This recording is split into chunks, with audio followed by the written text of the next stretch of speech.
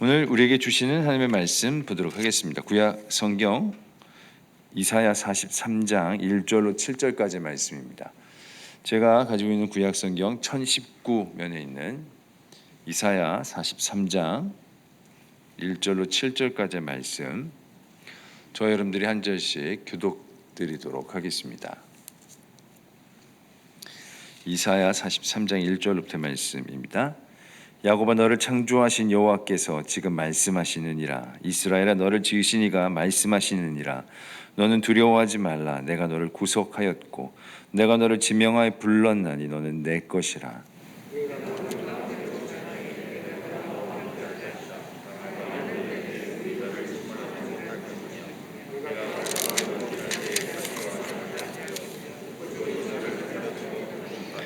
대전하는 여호와 내 하나님이요 이스라엘의 거룩한 이요 내 구원자임이라. 내가 야곱을 너의 속량물로 구스와 스바를 너를 대신하여 주었노라.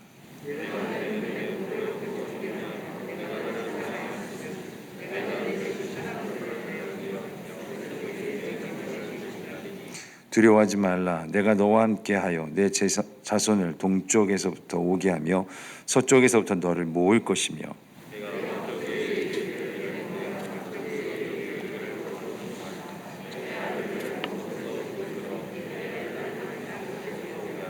함께요 내 이름으로 불려지는 모든 자 곧 내가 내 영광을 위하여 창조한 자를 오게 하라.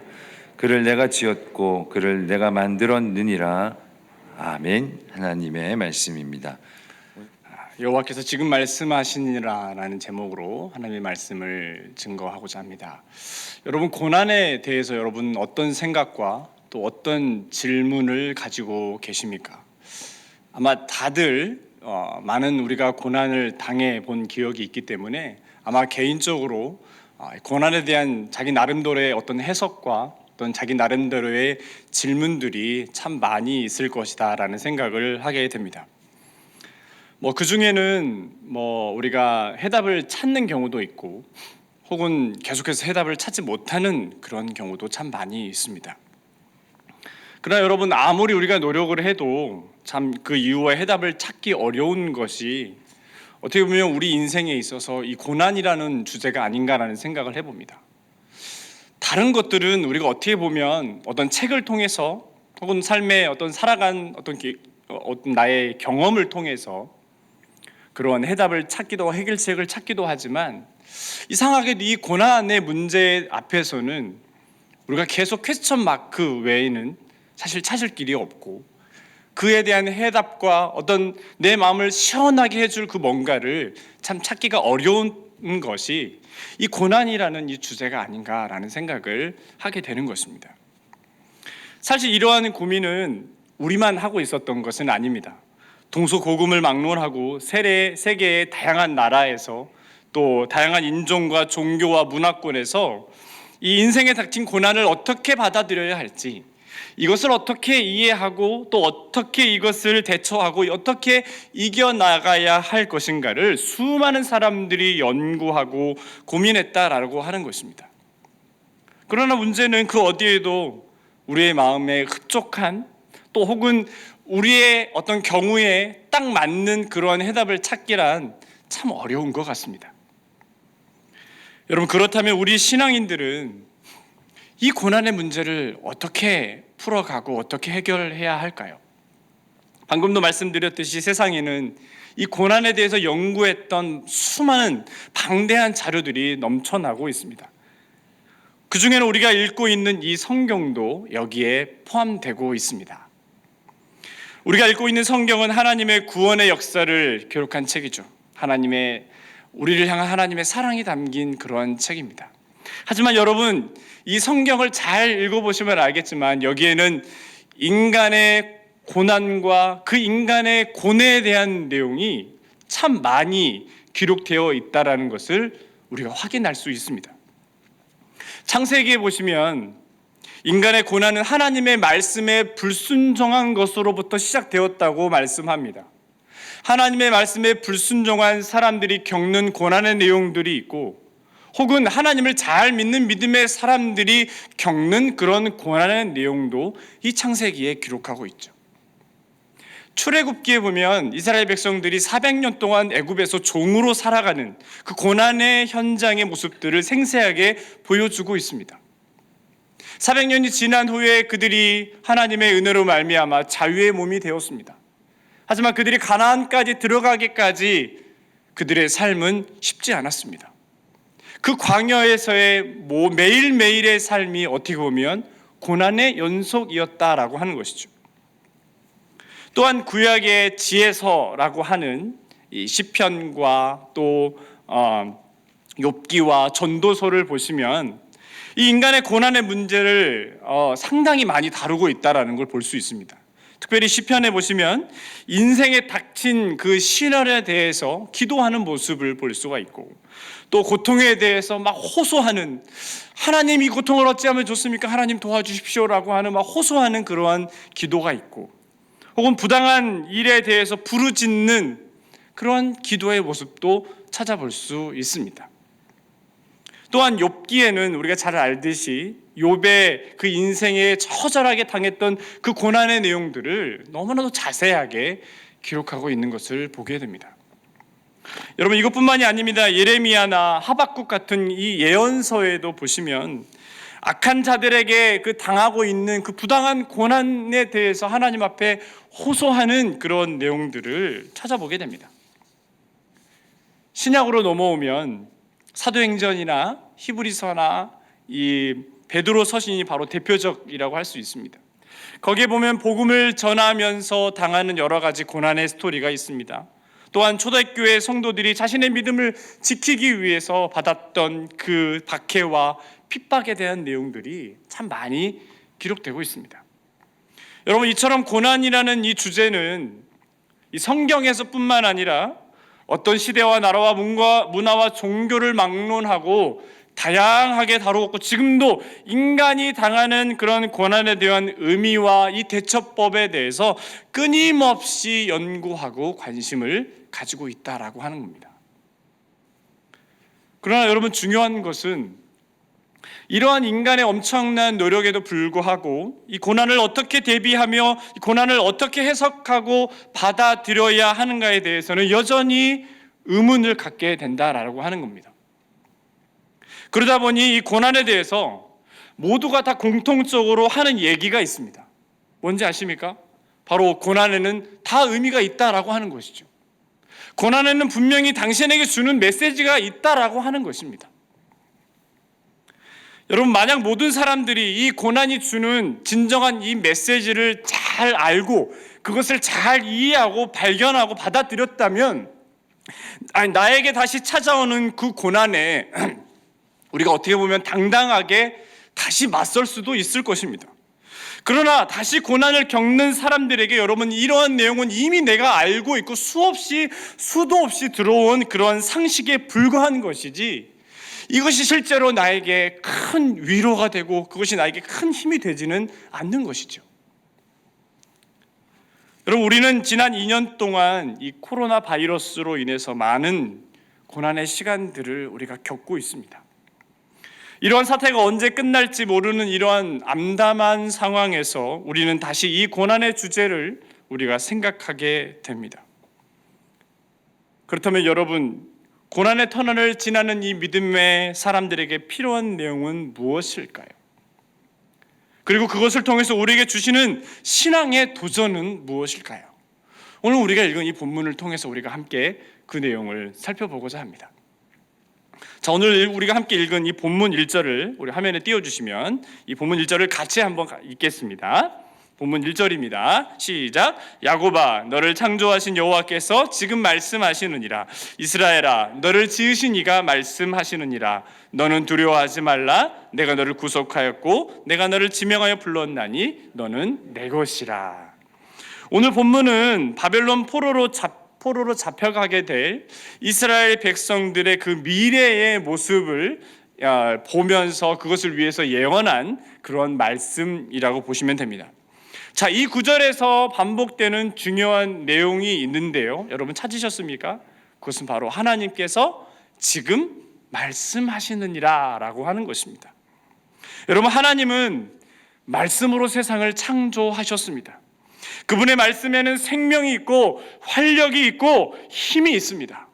그 말씀을 듣고 아멘하는 자들에게 하나님께서 믿음을 주시고 그 믿음으로 고난을 이겨나갈 수 있도록 도우시는 것입니다. 이 세상 수많은 사람들이 예수 그리스도의 이 말씀, 하나님의 이 생명의 말씀을 듣고 무너졌던 사람들이 일어나는 놀라운 기적의 역사들이 얼마나 많이 일어났는지 모릅니다. 어떻게 보면 우리가 예수를 지금 믿고 있고 우리가 이 자리에서 하나님을 예배하는 이유가 여기에 있을지도 모르겠습니다.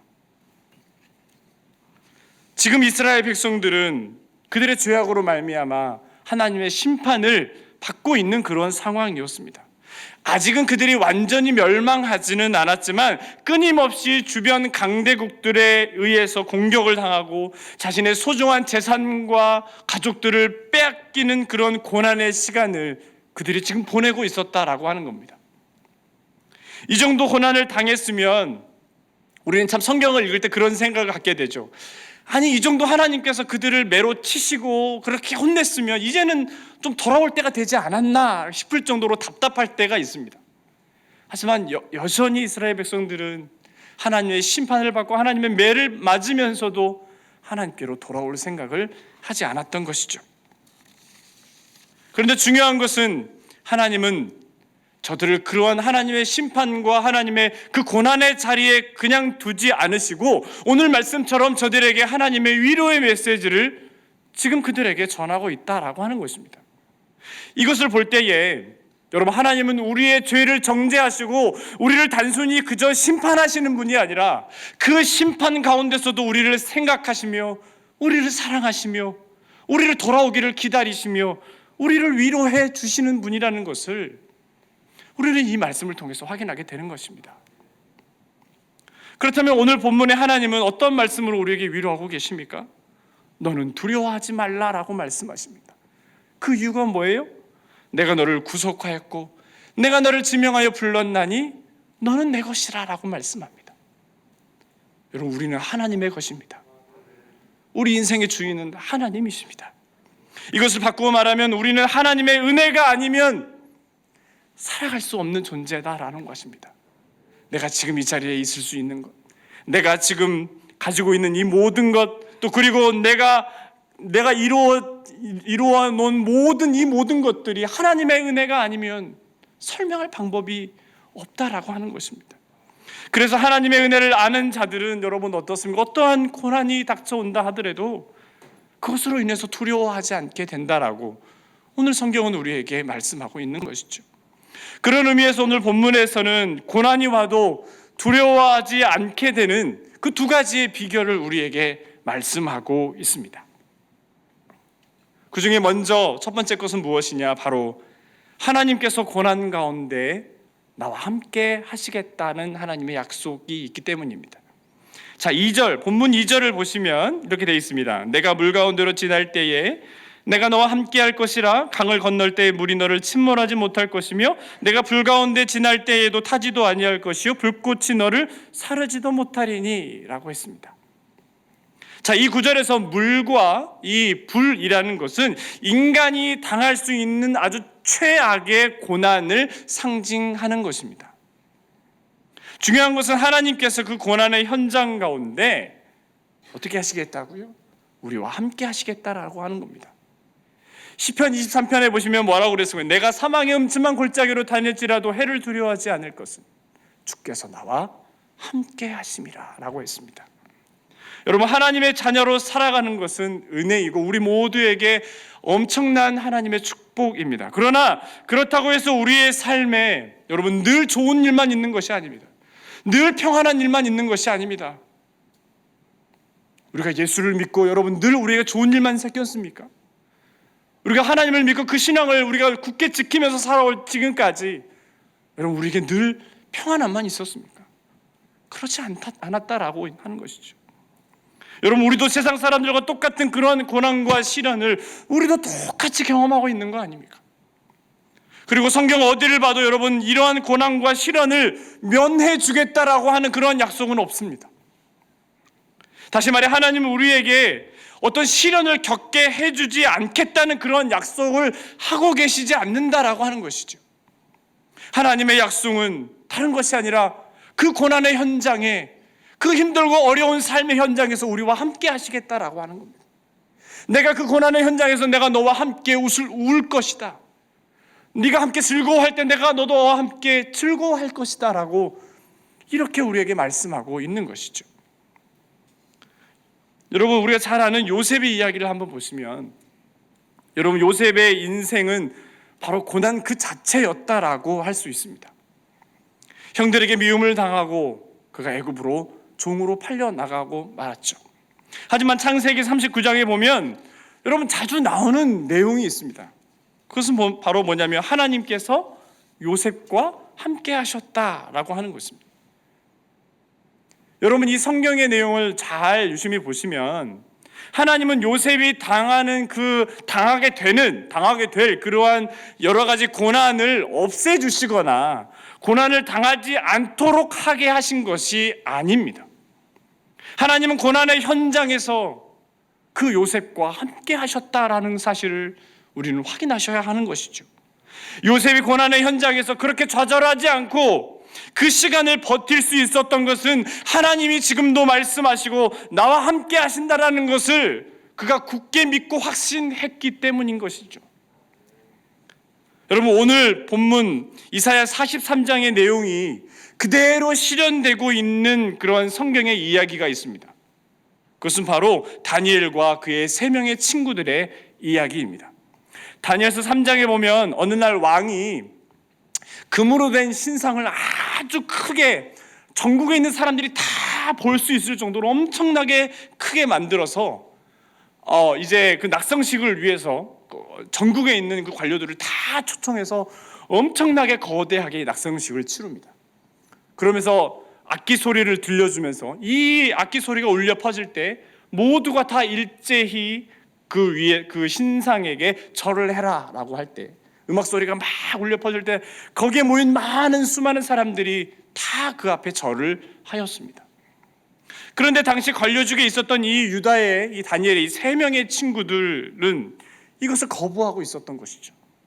그들의 바벨론식 이름은 무엇입니까? 사드락과 메삭과 아벳느고입니다. 이들의 소식은 금방 왕의 귀에까지 들어가고 말았죠. 그리고 왕은 명령을 따르지 않으면 내가 불타는 풀무불에 너희를 던져버릴 것이다 라고 그들을 협박하였습니다.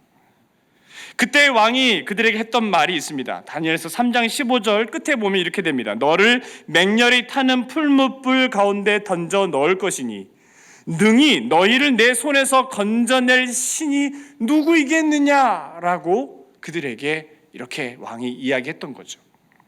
그때 이 3명의 청년들은 아주 유명한 말을 하죠. 우리가 잘 아는 그렇게 하지 않으실지라도.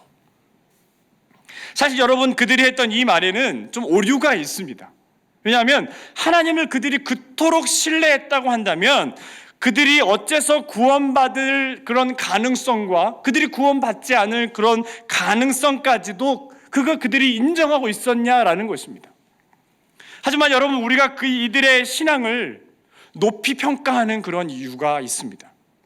그것은 바로 그들이 믿었던 것은 어떤 하나님이 자신들을 구원해줄 그런 가능성, 또 구원해주지 않을 그런 이 가능성을 믿었던 것이 아니라 하나님 그분 그 자체를 믿었던 거지, 그분이 행하실 일들에 대한 그들의 제한된 그런 이해와 그들의 가지고 있는 여러 가지 계획이 아니었다라는 것을 이 구절에서 말씀하고 있는 것이죠. 다시 말해 그들은 하나님이 풀무불에서 건져주시느냐 그렇지 않느냐에 집중하지 않고 오직 하나님, 그들과 함께 하시는 그 하나님 그 자체를 온전히 신뢰하고 있었다라는 것이 이 말씀의 핵심이다라고 하는 것입니다. 그래서 이들은 왕에게 이런 말로 고백할 수 있었던 것이죠. 다니엘서 3장 17절에서 18절 내용을 제가 쉽게 풀어서 이렇게 말씀드리겠습니다. 하나님이 구해주시지 않는다 해도 우리는 왕이 아니라 그분을 섬기겠습니다. 하나님의 뜻이 우리의 생각과 들어맞든 아니든 한결같이 그분을 따를 것입니다. 죽지 않으리라고 해서 왕의 명령을 거역하는 것이 아니라 우리 하나님이 참 하나님이시기에 왕의 뜻을 거스르는 것입니다. 여러분, 다니엘의 이 세 친구는 이미 그들의 삶이 구원이 됐든 죽음이 됐든 이 모든 것을 다 기꺼이 받아들일 수 있는 마음이 있었다라는 겁니다. 둘 중에 어떤 결과가 있든 그들에게 상관하지 않았습니다. 그들이 상관하고 그들이 생각하고 있었던 것은 오직 하나님께서 지금 이 자리에 나와 함께 하시고 우리와 함께 하신다는 이 사실을 그들이 너무나도 확신하고 있었다라고 하는 것이죠. 하나님을 이용해서 뭔가를 그들가 얻어내거나 뭔가를 이루려고 했던 것이 아니었습니다. 오직 하나님만을 영화롭게 하고 하나님만을 드러내는 것이 그들의 인생을 살아가는 그들의 인생의 가장 최고의 목적이었던 것이죠. 이것을 볼 때 우리는 우리의 신앙을 한번 돌아보게 됩니다. 여러분, 우리는 어떻습니까? 우리가 온전히 하나님만 신뢰하고 그렇게 살아가고 있습니까? 여러분, 우리의 믿음이 온전치 못한 이유가 무엇일까요? 저는 그렇게 생각합니다. 우리에게 여기에 모인 우리 많은 성도님들 혹은 영상으로 지금 예배하고 있는 우리 성도님들 분명히 그 마음속에 하나님의 믿음이 있을 것입니다. 저는 그렇게 확신하고 믿습니다. 그러나 우리에게 믿음이 하나님에 대한 믿음이 있는데 우리는 거기에 또 하나가 뭔가 더 있다라는 것이죠. 그게 뭐냐면 내가 스스로 정해놓은 우리의 인생의 계획이 추가로 늘 거기에 꼬리처럼 계속해서 붙어 다닌다고 하는 것입니다. 여러분, 온전히 하나님만 바라본다고 고백하지만 정작 내가 설계한 인생의 계획을 내 스스로 놓지 못하고 그렇게 기도하고 있는 우리 자신의 모습을 우리가 볼 수 있어야 하는 것이죠. 여러분, 지금 힘들고 이해할 수 없는 고난 중에 있더라도 하나님께서 나와 함께 하시는 그 하나님을 여러분 온전히 신뢰하시기를 도전합니다. 하나님이 나를 놓지 않으시고 하나님이 나를 여전히 붙들고 계심을, 그 고난의 현장에서 나와 함께 슬퍼하시고 나를 위해 울어주시는 그 하나님이 나와 지금도 함께하고 계심을 여러분 믿고 나아가시기를 도전합니다. 하나님께서 여러분들의 삶을 치유하시고 하나님께서 여러분들의 삶을 그렇게 새롭게 열어주실 줄로 믿습니다. 두 번째로, 고난이 와도 두려워하지 않을 수 있는 비결은 바로 하나님의 사랑 때문입니다. 본문 말씀 3절과 4절을 보시면 이렇습니다. 대저 나는 여호와 내 하나님이요 이스라엘의 거룩한 이요 내 구원자임이라. 내가 애굽을 너의 속량물로 구스와 스바를 대신 너를 대신하여 주었노라. 내가 내 눈에 보배롭고 존귀하며 내가 너를 사랑하였은즉 내가 내 대신 다른 사람들을 내어주며 백성들이 내 생명을 대신하리니라고 했습니다. 하나님은 불순종한 이스라엘 백성들에게 너는 내 것이라고 말씀하십니다. 여러분, 이것만으로도 충분히 이스라엘 백성들에게는 엄청난 하나님의 은혜입니다. 하지만 하나님은 이스라엘 백성들을 위해 이것으로 끝나지 않고 이 이스라엘 백성들을 위해 애굽을 제물로 바칠 것이고 너를 위해서라면 내가 그 어떤 대가도 지불하시겠다는 그 하나님의 사랑의 의지가 지금 여기에 담겨 있다라고 하는 것입니다. 여러분, 우리가 이러한 사랑, 하나님의 사랑을 알게 된다고 한다면 그 하나님의 사랑을 내가 내 삶 속에서 뼈저리게 그것을 경험하고 느끼게 된다면 여러분, 우리에게 닥친 여러 가지 고난들은 우리가 담대하게 우리가 이겨낼 수 있는 것입니다. 얼마 전에 한 영상을 봤습니다. 전 문화부 장관이었던 이어령 박사의 이 간증 영상을 보게 되었습니다. 이미 몇 년 전에, 한 4, 5년 전에 CTS에서 방영했던 건데요. 여러분들 잘 아시겠지만 이 이어령 박사는 그의 딸 이민아 목사님을 통해서 예수님을 믿고 또 세례를 받았던 그런 사람이었습니다. 그는 예수를 믿은 지 그리 오래되지 않았고 그가 스스로 이야기하기를 자신의 믿음은 여전히 연약하고 여전히 믿음이 흔들리는 사람이다라고 그가 스스로 고백합니다. 그렇지만 그가 기독교 TV에 나와서 이렇게 청년들에게 또 강의를 하고 또 자신의 어떤 간증을 또 하는 것을 보면서 참 많은 감동과 또 새로운 은혜를 받게 됩니다. 그가 강연에서 이런 말을 했습니다. 우리가 믿는 그 기독교는 고난 그 자체다라고 하는 것입니다. 오늘 낮에 우리 담임 목사님께서 뭐라고 말씀하셨습니까? 여러분, 세상에 수많은 이 교회들은 엄청난 환난과 이 고난과 핍박 위에서 세워졌다라고 말씀을 하셨습니다. 여러분, 바로 그 이유가 여기에 있는 것이죠. 우리 기독교는 바로 고난 그 자체다라고 이 이어령 교수가 말씀하셨던 것과 같은 것입니다. 여러분, 이현영 박사는 이렇게 얘기합니다. 예수 믿으면 그가 복 받고 잘 된다는 그런 말들을 그가 많이 들었다고 합니다. 하지만 그는 오히려 예수를 믿고 더 많은 고난과 고통에 시달리며 그는 살았다라고 이야기합니다. 그는 예수를 믿기 전에는 너무나도 행복했답니다. 예수를 믿기 전에는 내 삶이 너무나도 평안하고 모든 일들이 너무나도 술술 잘 풀려가고 모든 것이 내 삶이 평안하고 또 내 몸도 그렇게 건강할 수가, 한 번도 아프지도 않고 병원도 가본 적도 없다고 그가 그렇게 고백하였습니다. 그런데 이상하게도 예수를 믿고 난 이후에 그는 더 많은 고난과 시련을 경험하게 되었습니다. 그가 예수를 믿은 후에 그는 그 사랑하는 딸 이민아 목사를 잃었습니다. 그리고 사랑하는 외손주도 잃어버렸습니다. 그리고 그의 건강까지도 잃어버리고 그는 몇 번의 수술까지 감당하였습니다. 그토록 건강했던 몸에 암이 생기고 그가 수술을 하고, 최근에 신문에 나온 그분의 그 사진을 보니까, 예전에는 이어령 박사님이 상당히 얼굴에 살이 많고 등치가 좀 있으셨는데 그의 절반도 안 되는 몸으로 완전히 빼짝 마른 그 모습을 보았습니다. 여러분, 생각해 보십시오. 보통 사람들 같았으면 왜 이런 기독교를 믿느냐고 하면서 진작에 하나님을 욕하고 저주하고 아마 도망쳤을 것입니다.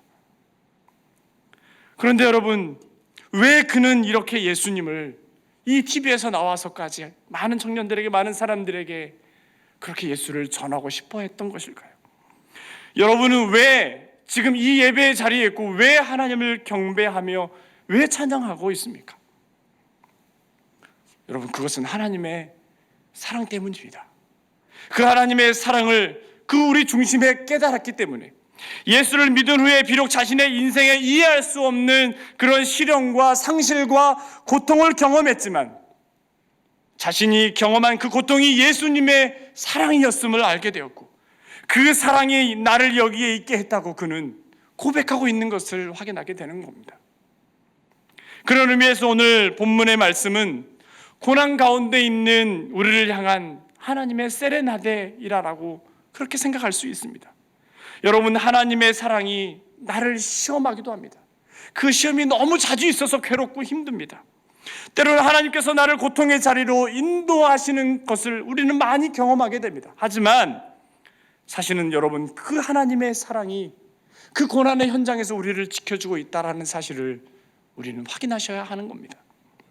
그러므로 우리는 고난을 통해서 하나님의 그 실제와 또 그분의 한없는 사랑과 은혜를 우리가 더 깊이 깨닫고 경험하게 되는 것입니다. 고난의 풀무불을 거치는 과정을 통해서 우리가 추상적으로만 알았던 그런 하나님을, 그 믿음의 수준을 우리가 뛰어넘어서게 되었고, 또 하나님을 인격적으로 만나는 중요한 영적인 이 통로가 바로 이 고난을 통해서 우리가 가능하게 되었음을 우리는 알게 되는 것입니다. 마지막으로 이어령 박사님이 쓴 책에 나오는 이야기를 하고 마치겠습니다. 그가 신혼생활을 할 때의 이야기인데요. 그가 신혼생활을 할 때는 아마 한국 전쟁이 끝나고 나서 아마 얼마 되지 않은 아마 50년대 말과 60년대 아마 초였던 것 같습니다.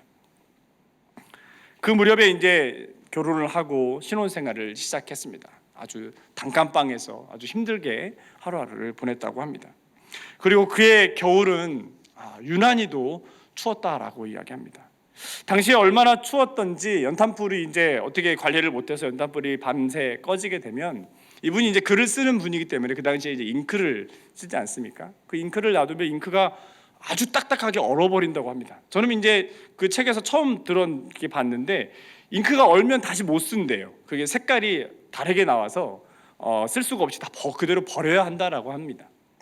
이렇게 추운 날씨가 이렇게 계속되고 있었다라고 이야기하는데, 어느 날 그가 이 추운 날 이 퇴근하는 길에 이제 책을 쓰는 사람이니까 그 인세를 얻어서 이제 수입이 이제 오랜만에 들어왔는데 그 돈을 가지고 뭐를 할까 막 고민을 했다고 해요. 그러면서 그 돈으로 오는 길에 이제 그 금붕어를 파는 그 집에 가서 붕어와 그 작은 어항을 사서 집으로 가져오게 됩니다.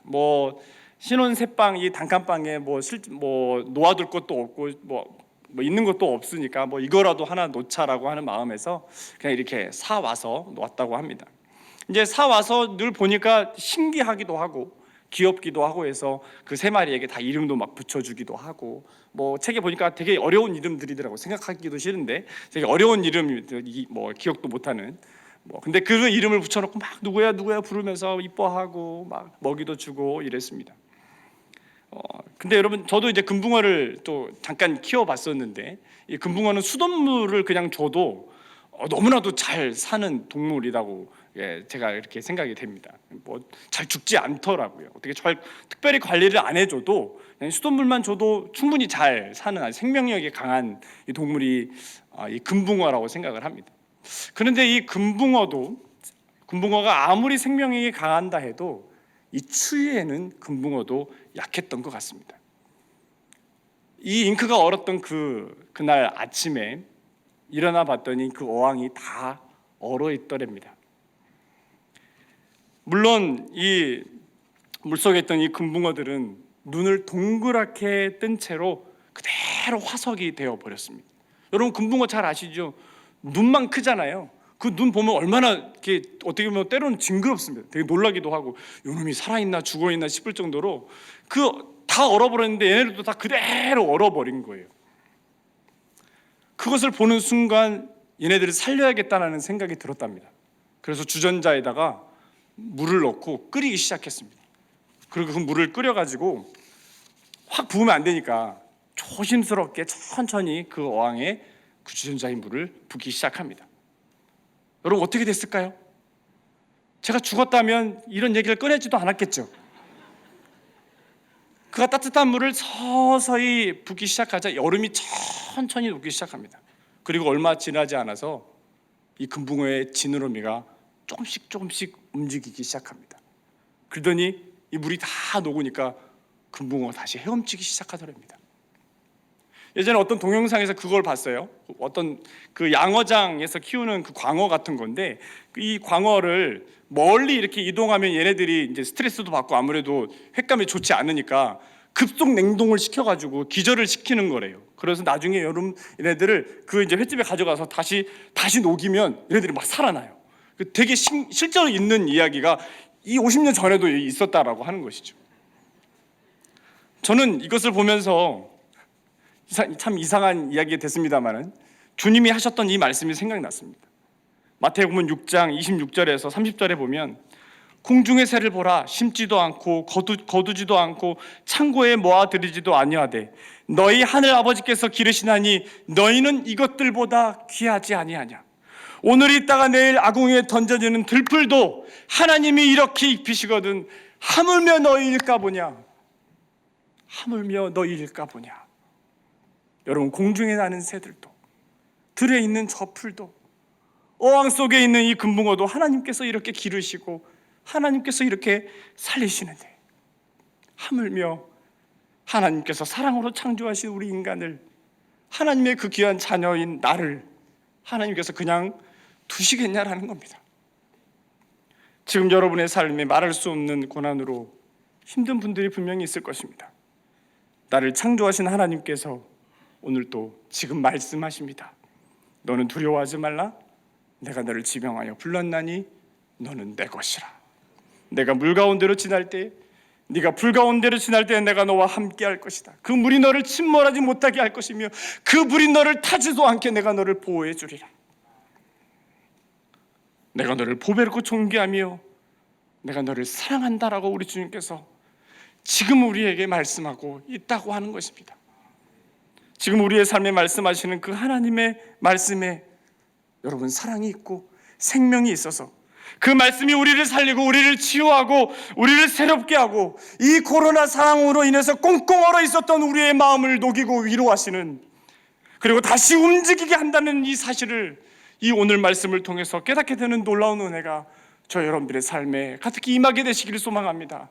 하나님께서 지금 여러분들에게 말씀하십니다. 하나님께서 어제 말씀하시고 끝내버리는 것이 아니라, 하나님께서 앞으로 우리에게 한마디도 말씀하시는 것이 아니라, 오늘 또 하나님께서 매일 매순간에 내가 깨어있다고 한다면 하나님께서 우리에게 늘 말씀하여 주셔서